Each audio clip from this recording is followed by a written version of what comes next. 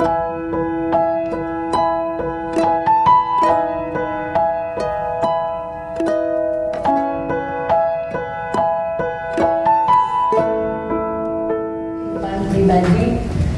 bersama Tuhan. Khusus seperti tema hari ini, kesusahan sehari cukup untuk sehari. Mungkin yang udah pernah diktik waktu itu, saya juga udah kesaksian. Saat itu suami saya belum kembali, dia masih kabur-kaburan. Tapi puji Tuhan sekarang udah balik, tapi Tuhan ambil yang lain, yaitu adalah keuangan. Tapi saya bersyukur karena Tuhan ambil seperti itu, justru suami saya balik. Kalau enggak, dia masih jajan di luar. Karena Tuhan begitu baik, gimana pun caranya saya udah angkat tangan sama Tuhan. Tuhan kalau bisa saya tuker semuanya, saya tuker. Memang saya nggak doain ya, tapi saya bilang begitu doa. Maksudnya itu saya pengen suami saya ada waktu Natal, waktu di gereja ada gitu. Saya nggak sendiri, nggak melihat orang lain tuh nangis bombas, kita sedih, merenungi nasib. Tapi itu dulu ya. Kalau sekarang saya bersyukurnya adalah mujizat terbesar. Saya dibilang udah pulih, belum pulih sempurna. Suami masih tetap galak ya, galak. Karena itu memang proses hidup saya lewat suami saya. Makanya saya bersyukurnya itu ada seperti yang Bu Eli bilang, bersyukur punya suami yang luar biasa, limited edition, paket plus. Semua penyakit laki-laki semua ada di suami saya seperti itu. Itulah, tapi bersyukur Tuhan tangkap saya dulu Muslim.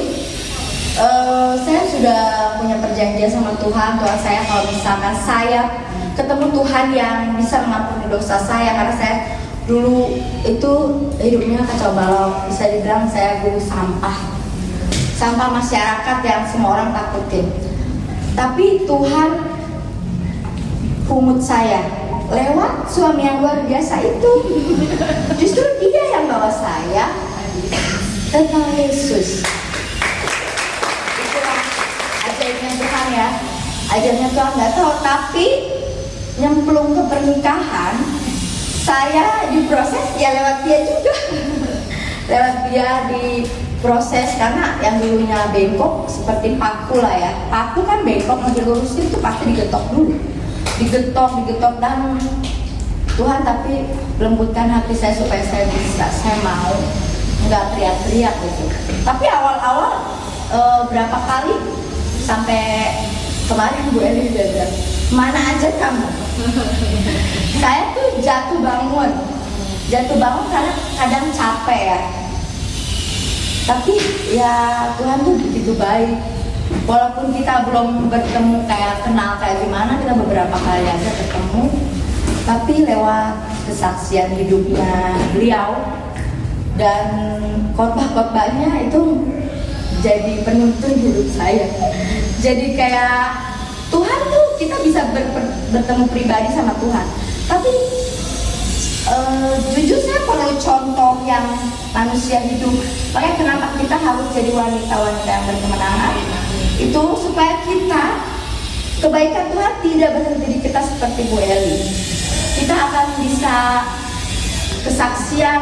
Dulu saya nggak bisa ngomong pertama, nggak bisa ngomong apa-apa, bahkan ngomong aja gemetar, demam panggung. Tapi puji Tuhan ketika Tuhan mau bawa hidup saya kemana, saya taat aja, saya mau dijorokin kemana nggak apa-apa. Saya sekarang nggak lagi pusing sama urusan suami lagi, tapi saya minta sama Tuhan apa yang mau Tuhan kerjakan untuk saya. Jadi saya bersyukur banget ketemu kayaknya salah satu malaikat Tuhan yang Tuhan kirim tuh ada di Ibu Gembala Victory. Dia adalah contoh hidup ya. Tuhan itu dekat dengan kita, tapi kadang-kadang kita kalau masalah menumpuk semua gelap, nggak ada yang bisa kita lihat. Walaupun manusia bilang lihat satu aja bikin kamu bertahan, nggak ada. dengan kesaksian beliau, justru sampai detik ini saya kuat karena dia mengarahkan kemana-mana walaupun dia tidak secara pribadi, tapi lewat firman-Nya, IG setiap kali apapun, dan dia super humble. Begitulah hamba Tuhan itu harus seperti itu. Kita nggak ada apa-apanya, kita itu debu. Kalau Tuhan panggil kita itu bukan karena kehebatan kita, tapi karena semua kemurahan Tuhan. Dan Tuhan pakai beliau begitu rupa sampai PD Victory ada di mana-mana. Dan kita juga semua ini dipanggil bukan hanya untuk duduk, dipanggil untuk membawa jiwa-jiwa, berbuah bagi susah. Seperti yang kita susah, hidup di dunia masih susah. Kalau nggak mau susah, kita minta. Saya kan nggak mau susah, minta sekarang pulang cepat-cepat ke rumah bapak ya. Tapi selama kita masih di dunia, percayalah, dunia itu ya tempatnya masalah. Masalah selesai satu, kok belum selesai? Ada lagi, tapi ya kamu di mana? Masih nampak kan? Ya masih di dunia, berarti ya Tuhan masih punya perkara sama kamu dan masih punya tugas yang harus kita selesaikan. Sekalipun hatiku dan batinku hancur, habis lenyap, bagianku Allah selamanya. Ya walaupun proses tetap berlanjut, tapi mukjizat terbesar adalah ketika hati kita diubahkan dan kita mau lembut. Kita mau lembut. Kadang-kadang orang Kristen zaman sekarang punya kebenaran sendiri. Saya udah ngampuni kok, saya udah maafin, tapinya kadang-kadang ya yang ngampuni itu ya benar-benar ngampuni, walaupun yang dilihat mata belum ada berubah, belum ada apapun yang berubah. Tapi percaya di alam roh Tuhan sedang bekerja seperti dulu tuh suami saya tuh nggak pernah mau, kalau ngelihat apapun tuh kabur, pokoknya rohana kabur. Kalau ditelepon, ayo malam tahun baru, pokoknya kita udah nggak bisa lihat dia lah, nggak bisa melihat muka dia kalau hari-hari penting gereja. Ya, saya dulu bergumul nangis, tapi kalau sekarang saya menangis tuh bukan karena lagi sedih, lebay, nangis bombay gara-gara saya disakitin suami. Sampai sekarang masih sih, masih. Tapi bersyukur adalah hati saya sudah diubahkan Tuhan. Dan walaupun saya keuangan di proses Tuhan, tapi percayalah kesusahan Tuhan suruh kita mikirin kesusahan sehari, ya sudah cukup sehari. Buktinya saya masih hidup, masih nyaman. Walaupun standar hidup harus diturun, itu gak enak ya, nggak gampang lah semuanya ya standar hidup.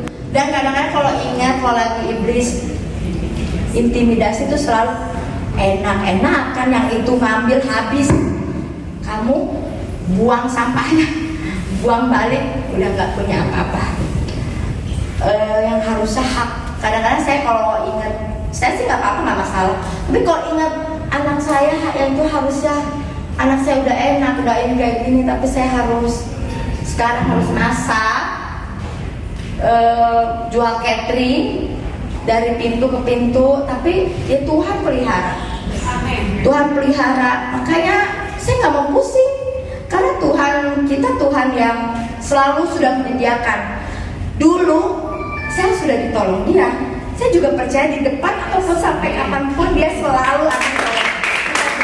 Begitu juga ibu-ibu semua, Tuhan yang sama yang menolong saya, menolong Anda semua. Tetapi relakah Anda melembutkan hati dan diproses Tuhan? Dihajar itu nggak enak, diproses itu nggak enak. Kadang-kadang segala sesuatu itu untuk merendahkan hati kita, supaya kita lebih mengandalkan Tuhan dan bukan kekuatan kita sendiri, biar kita semakin berkurang dan Yesus saja yang semakin bertambah. Terima kasih, itu saja.